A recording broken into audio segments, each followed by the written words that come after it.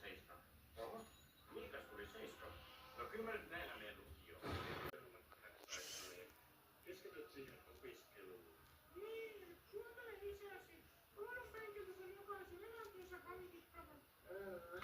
Ei vieläkään niinku ymmärrä tätä. Tuntuu, että haluaisin jotain tällainen kotona. Mitäs mulla siinä on? Kertokaa vaan kommentissa, että miten mä teen. Karkaa kotoa. Okei. Mä käyn nopea ulkona. Tarvii kyllä hetken vaan omaa aikaa. Tuntematon voidaan soittaa. Katsotaan tähän vastaan. Vastaa puheluun. Okei. Halo? Joo, Taino tässä. Moi, joo. Mollo tässä ihan. Ai Yle? Tuuttehan sä siitä? Joo.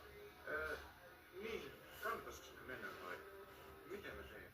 Älä mene, okei.